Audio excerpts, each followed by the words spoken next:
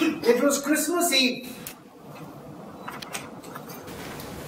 last year, and I was waiting at Hyderabad airport. My son Neil was supposed to come from Delhi, and all the flights were delayed. It was 11 o'clock, and no sign of him. Finally, when he landed, post midnight, I heaved a sigh of relief, and happily I took him home. I was looking forward to spending the winter holidays with him at home. The next 10 days he spent at home. He was busy looking into his smartphone all the time. And all my happiness and enthusiasm of having him home disappeared in the AMOLED screen of his smartphone. Mr. Contest Chair, and friends, it got me thinking, why is it that my son is missing out on a very important element? This world is made up of real people, and to succeed here, you need real people skills. And those skills are not available on Facebook. I wish my son could learn a few things. First of which is a smile. A smile makes you look attractive and people remember you. Some 7 years back, I remember my company was negotiating a deal with large Japanese customers.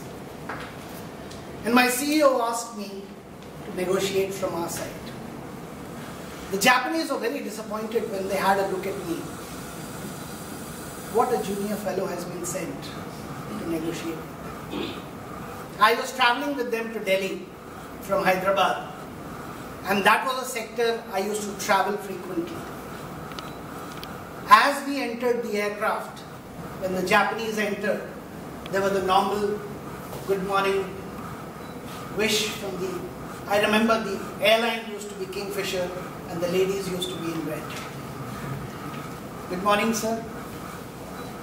As I entered the aircraft, it was good morning, Mr. Krishna. We have not seen you for a long time.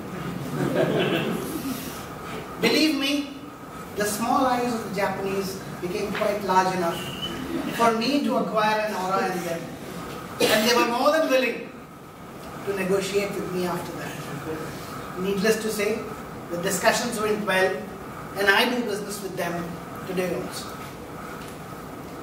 The second thing I tell my son is talk to people. Wherever you are, whether it is a shop, a hospital, a street, a bus stand, anybody who comes within 6 feet radius of you, talk to him.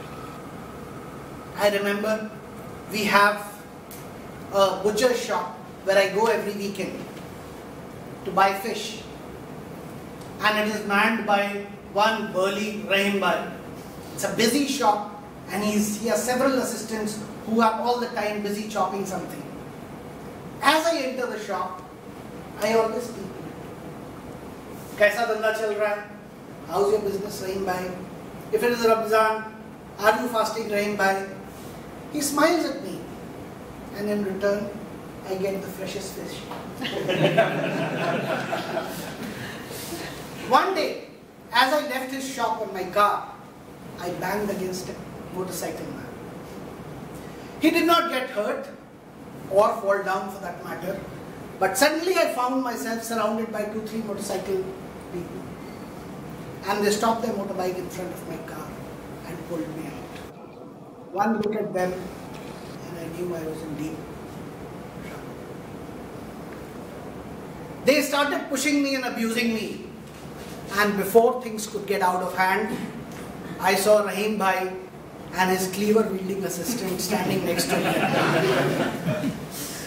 Faster than they had appeared, I found within 1 minute, none of them were there. Merrily I went on my way. And maybe one last thing that my son could learn is small acts of kindness.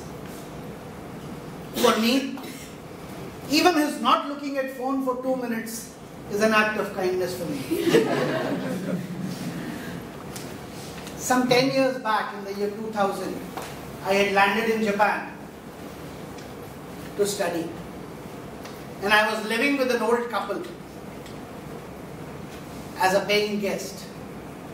And it was in the northern island of Hokkaido where it used to snow a lot.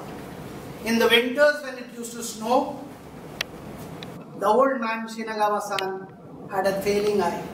I used to help him clear the snow from his driveway. Sometimes.